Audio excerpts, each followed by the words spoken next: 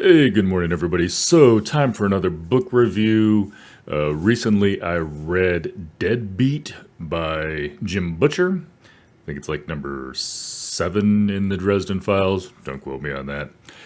Everybody knows Blood Rights was a little bit off for me. It was still a good book, but I felt like they were juggling way too many storylines.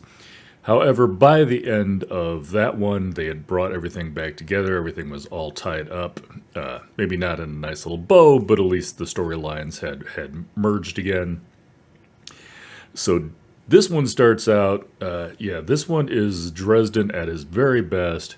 He is in over his head. He is sleep deprived. He's against the ropes. Basically, when it's down to nothing but pure stubbornness and willpower, this is where Dresden shines, and this is where he's at. His brother is, of course, he's fighting off the weakness because he is trying to avoid siphoning the emotions out of other people after what happened in his previous chapters. So he's kind of let himself go. He's not the strong, vampire that we're used to. His only allies he's got going that he can really trust.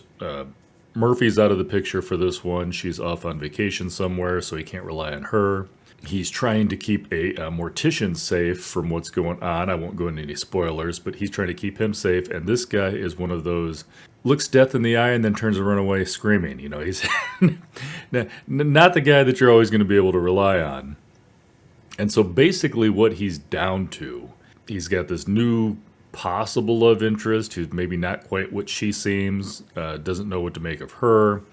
He's got basically come down to the point where he's so up against the ropes that he's got to rely on the White Council and basically the Guardians, and we all know how some of those feel about him.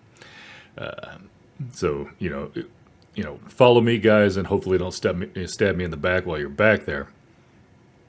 But he's really got no other choices because he is up against a myriad of foes this time, and it's all tied together nicely. I think that's why I like this one so much better than the last one. Is it's a myriad of foes with their own wants and needs and desires, and but they're all going for the same thing. So this is basically just one foe, but lots and lots of people.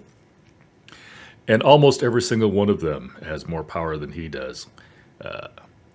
And so Dresden's got to do what Dresden normally does, which means he's got to outsmart them. Downside is they all know more than he does, too. So, this one is a little bit more flailing in the dark.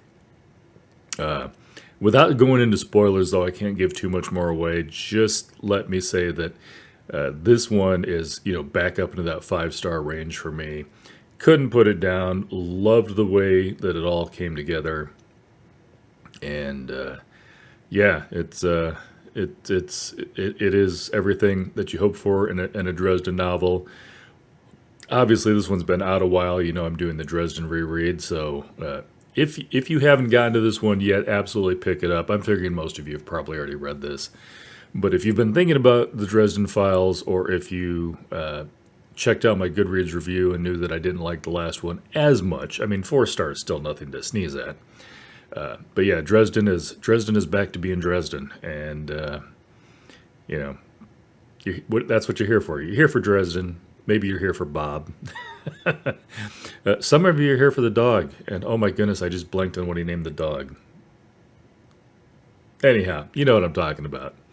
If you're not this far along, Dresden has a dog now, whether he wanted it or not. We already knew he had Mister, which was his cat, but he's got a dog now too.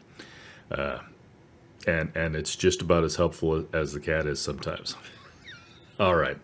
That is it. Dresden Files, back on the tracks. Love it, and can't wait to read the next one.